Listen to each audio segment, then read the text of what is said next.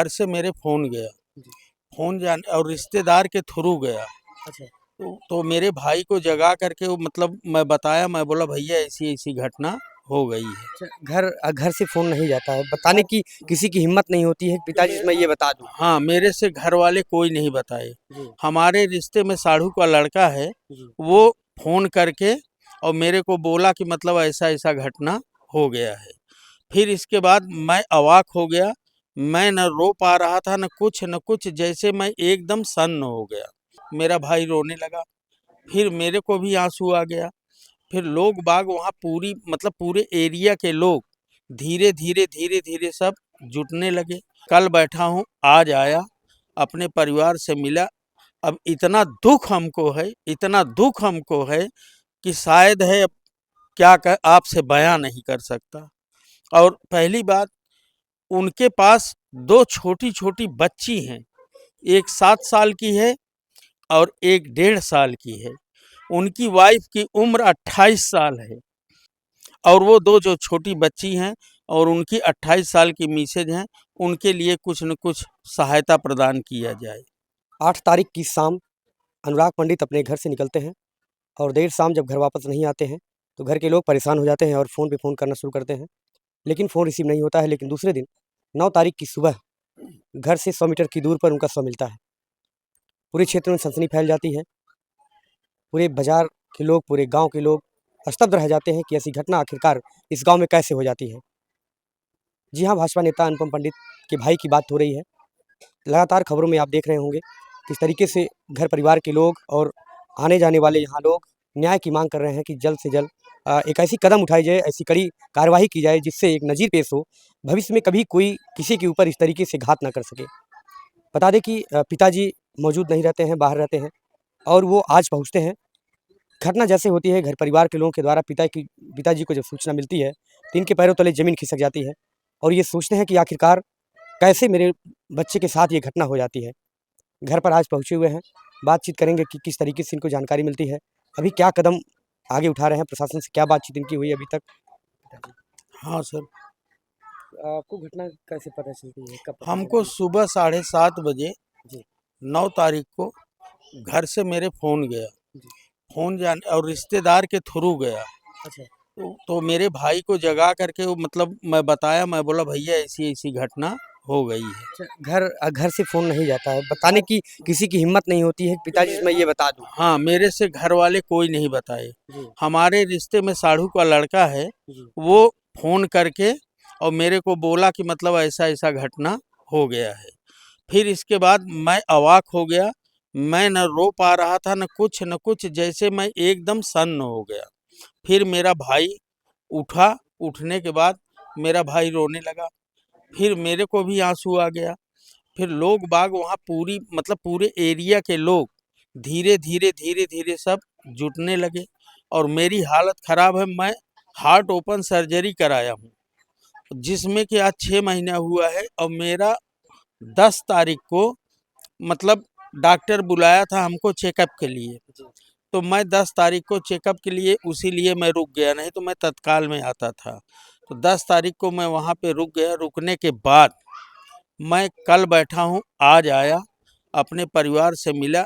अब इतना दुःख हमको है, इतना दुःख हमको है कि शायद है अब क्या आपसे बयाँ नहीं कर सकता। और पहली बात, उनके पास 2 छोटी-छोटी बच्ची हैं, एक 7 साल की है और एक 1.5 साल की है। उनकी वाइफ़ की उम्र 28 साल है। उनका जीवन निर्वाह कैसे होगा, मैं इसी चक्कर में हूँ। मेरा क्या, मैं 57-58 साल का हो चुका हूँ, आज हूँ कल नहीं हूँ। भाई किसी का होता नहीं है। मेरे को उनके बच्चियों के लिए अगर कुछ शासन प्रशासन से मदद हो सके तो हमारा करें, हमारा यही नम्र निवेदन है। और हमको सही न्याय मिलना चाहिए, उसमें निर्दोष कोई न फंसे, जो भी फंसे दोषी फंसे, निर्दोष कोई न फंसे। नहीं तो जैसे कलजन हमको हो रहा है, निर्दोष कोई जाएगा तो वैसे ही उनके माँ बाप को भी तड़पना पड़ेगा। तो ये तड़पन उसको हो कि जो हमारे साथ ऐसा व्यवहार दुष्व्यवहार किया है।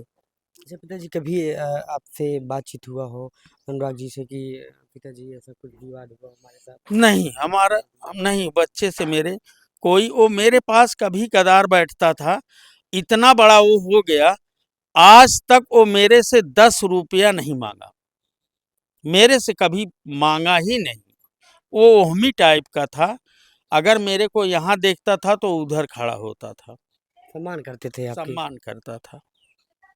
तो आखिरी बार कब आपसे बातचीत हुई थी? हम आज से 3 साढ़े 3 महीना पहले ऑपरेशन कराने के बाद आया था, जिसमें कि हमारा बच्चा हमको देखा, मतलब वही बुलाया ही था कि पापा एक बार घर पे चले आओ, ताकि आपका थोड़ा दिल बहल जाए, फिर इसके बाद चले जाना। मैं 20-25 दिन यहाँ पे था, इसके बाद मैं फिर बम्बई चला गया और रूटीन चेकअप में था, इसलिए मैं यहाँ नहीं आ पाया। और आज जब मैं 10 तारीख को मेरा फिर रूटीन चेकअप था और 9 तारीख के सुबह 7 सवा 7 बजे हमको एक खबर मिलता है जी, और वो भी मेरे रिश्तेदार के थ्रू। अच्छा पिताजी यहाँ आने के बाद क्या जानकारी मिलती है कि क्या कुछ बच्चे के साथ घटना होती है और कैसा ये आप महसूस करते हैं कि जो साथ के रहने वाले थे वो लोग ऐसी घटना करते हैं? क्या ये चीज़ें आप समझ रहे हैं इस बात को? अब यारी दोस्ती में ये सब हुआ है, क्योंकि मैं यहाँ ज़्यादा रहता नहीं था भैया, हुँ, इसलिए मेरे को यहाँ ज़्यादा जानकारी नहीं है।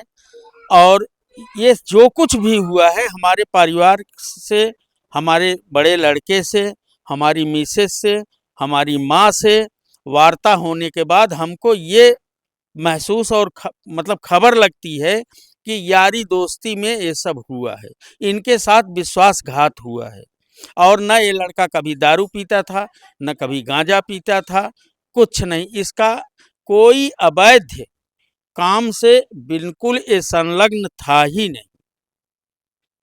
जैसे शराब और आपकी बोतल और सारी चीज़ मिलती है तो क्या ऐसा कुछ समझा जाए कि इस केस को मतलब डाइवर्ट करने के लिए सारी चीज़ें रखी गई? देखिए सर, क्या है कि जब वो लोग ऐसा करके कृत्य करके वहाँ पे लाके रख दिए, हुँ, तो ये पुलिस की भावना भटकाने के लिए, डाइवर्ट करने के लिए ये ऐसा कर्म किया गया है। ऐसा कर्म जो है और बहुत सोची समझी साजिश है, ये साधारण साजिश नहीं है। और मैं तो टूट चुका हूँ, मेरा समझ लीजिए कि पूरा अंग जो है, मतलब वैसे भी भगवान ने खराब कर दिया है, लेकिन जो बचा था मैं टूट चुका हूँ। अच्छा पिताजी यहाँ आने के बाद कुछ नाम सामने आते हैं जो मुकदमे में भी शामिल किए जाते हैं और चीज़ें होती हैं तो क्या कुछ उम्मीद है कि ऐसे लोग हमारे लड़के के साथ कर सकते हैं? बिल्कुल सर, वो पंकज पंकज जी से इनका कोई वैसे तो मेरे समझ से दुष्व्यवहार नहीं था, लेकिन लोग बता रहे हैं मेरे घर में कि उनसे ही रंजिश था और वही ऐसा किए हैं। अब वो अपने ग्रुप के साथ कितने जन मिले थे, क्या मिले थे, हमको नहीं मालूम। आपके लड़के जो हैं अनुपम जी लगातार जो है सरकार के को साथ में हमेशा रहते हैं। यहाँ जो क्षेत्रीय विधायक होते हैं या जो भी चीज़ें लोग होते हैं, उनके चुनाव में लगातार लगे होते हैं। तो ऐसे में कार्यवाही को लेकर के और जो कुछ सहयोग को लेकर के क्या कुछ कहेंगे सरकार मे, से? मेरा मेरा बच्चा जो बड़ा वाला अनुपम पंडित है, वो बीजेपी का सक्रिय कार्यकर्ता है। जी। वो विधायक से लेकर के जहाँ भी बीजेपी का कोई भी कार्यक्रम होता है, वो संलग्न रहता है। और यही वजह है कि गांव, देश, पूर्व, नात, रिश्तेदार, अगड़म बगड़म जितने भी हैं, उससे द्वेष रखते हैं। और ये सब द्वेष के भाव, और आज तो हमको ये चिंता होती है कि हमारा एक बच्चा गया, दूसरे बच्चे के साथ भी ऐसा कुछ न हो जाए, तो हम तो अनाथ हो जाएंगे, हमारे आगे पीछे कोई नहीं रह जाएगा। हमसे सरकार से यही प्रार्थना है कि हमारे बच्चे की सुरक्षा के लिए कुछ न कुछ किया जाए। और वो दो जो छोटी बच्ची हैं और उनकी 28 साल की मिसेज हैं, उनके लिए कुछ न कुछ सहायता प्रदान किया जाए। जैसे कि पिताजी का कहना है और उनकी मिसेज का भी ये कहना था कि जो है अब तो मेरा जो सुहाग था वो उजड़ चुका है। मेरे छोटे-छोटे बच्चे हैं, मेरा परवरिश कौन करेगा? मेरे बच्चों की परवरिश कौन करेगा?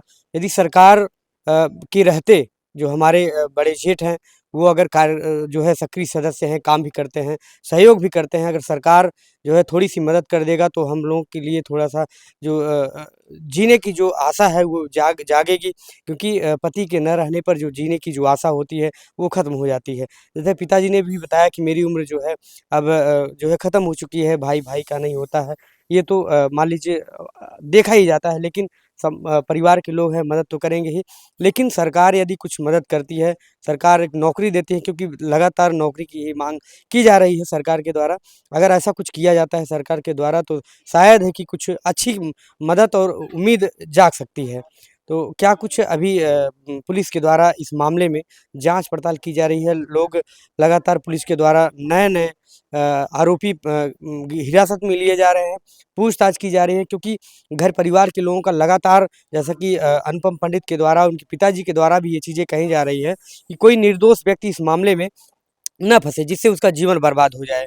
तो इसमें पुलिस बड़ी सक्रियता से, और जो पुलिस का जो तंत्र है वो बड़ी सक्रियता से इसमें काम कर रहा है, और लगातार जितने भी लोग संपर्क में आ रहे हैं, आरोपियों के संपर्क में आ रहे हैं, और उनके फ़ोन कॉल से जो डिटेल्स आ रही हैं, उस आरोप के आधार पर, उस जाँच के आधार पर सभी आरोपियों को हिरासत में लेकर के पूछताछ की जा रही है। अभी तक खुलासा नहीं हो पाया है, हालाँकि पुलिस बार-बार ये कहती है कि जल्द ही खुलासा कर दी जाएगी। लेकिन अभी आज जो है 8 तारीख की घटना होती है, 9 तारीख को शव मिलता है, और लगभग 3 से 4 दिन आज बीतने वाला है, अभी तक खुलासा नहीं हुआ है। जैसे ही खुलासा होता है हम आपको के बीच में ये खबर ज़रूर ले आएँगे। जैसे कि फिर से मैं एक बार कहना चाहूँगा कि मित्र पर भरोसा आदमी कैसे करे, यदि इस तरीके की घटनाएँ अगर हो जा रही हैं तो। तो ये बड़ी चिंता की विषय है, बड़ी सोचने की बात है कि लोग जो करीबी हैं, जो अपने हैं, वो ऐसे अगर घात करते हैं, तो भविष्य में एक जो मित्रता थी, उसी पर लोग भरोसा करते थे, उस पे भी भरोसा उठ जाएगा।